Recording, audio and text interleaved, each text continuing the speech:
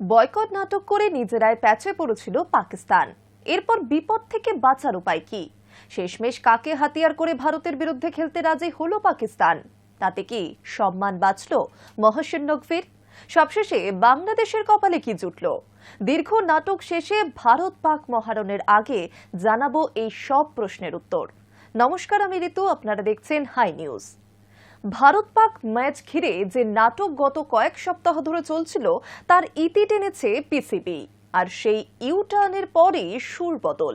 এবার বৈরুত্য ভুলে spirit of the game, sportsmanship, হ্যান্ডশেকের কথা বলছেন মোহাম্মদ হাফিজ। তবে সম্মান বাঁচাতে বাংলাদেশকে দিয়ে অনুরোধের চিঠি লিখিয়েছে পাক বোর্ড। সেটাকে হাতিয়ার করে বিশ্বকাপে ভারতের বিরুদ্ধে খেলতে রাজি পাকিস্তান। তাতে কি সম্মান বাঁচল? বরং পাকিস্তানের সব দিক থেকে নাক কাটা গেল।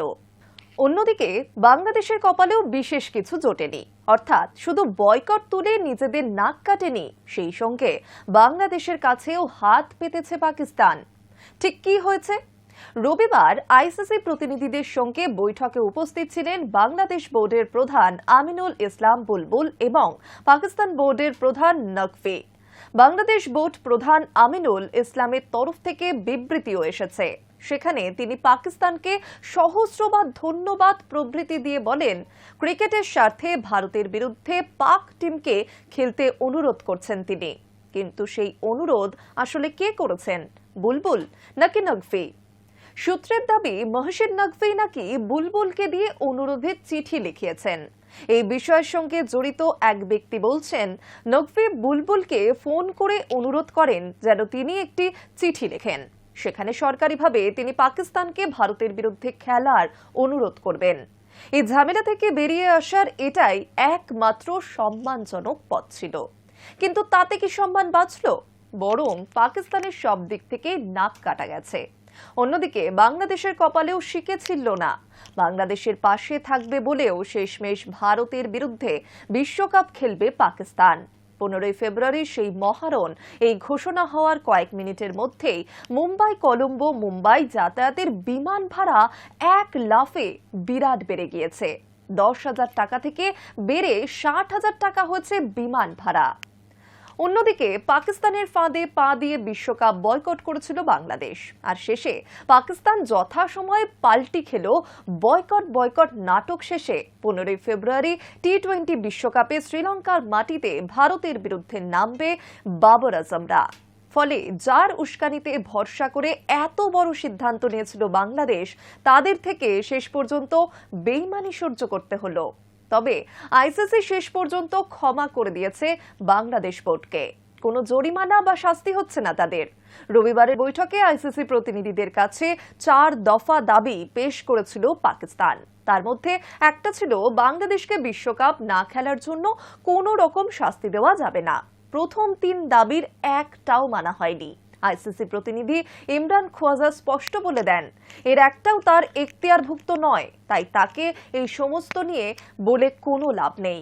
আর পাকিস্তানের চতুর্থ দাবি সম্পূর্ণ ভিত্তিহীন, কারণ বাংলাদেশের শাস্তি বা জরিমানার কোনো ব্যাপারই ছিল না, বরং তাদেরটা প্রকৃত ফোর্স মেজর, বাংলাদেশ বোর্ডের নিয়ন্ত্রণের বাইরে থাকা এক ঘটনা।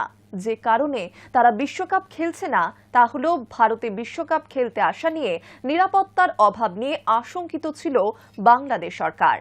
আইসিসির সিদ্ধান্ত না বদলানোয় তারা গোটা বিশ্বকাপ থেকেই সরে গিয়েছে, যা ফোর্স মেজর অন্তর্ভুক্ত। পাকিস্তানের মতো মিথ্যে ফোর্স মেজরের ওজোর তারা তোলেনি। ভাবার কোনো কারণ নেই, পাকিস্তানের বিশ্বকাপ খেলার সিদ্ধান্তে পদ্মাপাড়ের জনতাও প্রবল খুশি হয়েছে। বরং তাদের গরিষ্ঠ অংশের মনে হচ্ছে যে দিন শেষে তারাই প্রতারিত হলেন। পাকিস্তান প্রথমে নাটুকেপনা করে বলল, বাংলাদেশকে বিশ্বকাপ থেকে বাদ দেওয়ার প্রতিবাদে তারাও ভারতের বিরুদ্ধে খেলবে না। তারপর গভীর গড্ডায় পড়ে ঠিকই খেলে নিল। বাংলাদেশের হাতে পেন্সিল ধরিয়ে আসলে পাকিস্তান জানতই যে ফোর্স মেজরের ফাঁকা বুলি আউড়ে বিশাল আর্থিক ক্ষতি সামাল দেওয়া যাবে না।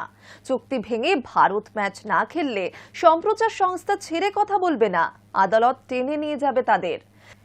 আইসিসি সালমান আলী আঘাতের সমস্ত খেলাধুলো বন্ধ করে দেবে। পাকিস্তান সুপার লিগে বিদেশি প্লেয়ারদের খেলতে দেওয়া হবে না। মাঝখান থেকে বাংলাদেশ যে অন্ধকূপে পড়েছিল সেখানেই পড়ে থাকলো। বিশ্বকাপ তাদের খেলা আর হলো না। বদলে পাক ঘোষণার 10 দিন পর কপালে শুধু নতুন করে কিছু পুরনো প্রাপ্য জুটল। তাই 15 ফেব্রুয়ারির ভারত পাক মহারণ শুধু একটি গ্রুপ লিগের লড়াই নয়, দুই দেশের ক্রিকেট সংস্কৃতিরও পরীক্ষা বটে। সত্যিই কি মাঠে নামবে ক্রিকেট, নাকি আবারও প্রতীকী প্রতিবাদ, বার্তা আর পাল্টা বিবৃতির খেলা চলবে? পাকিস্তান ক্রিকেট ও প্রশাসন কি নিরুপদ্রব খেলার পরিবেশ তৈরি করতে পারবে, নাকি এই স্পোর্টসম্যানশিপের ডাকও পিসিবির কাগুজে হুঙ্কারের মতোই শেষ পর্যন্ত কাগজেই বন্দী রয়ে যাবে? জবাব মিলবে আসছে রবিবার খেলার ময়দানে।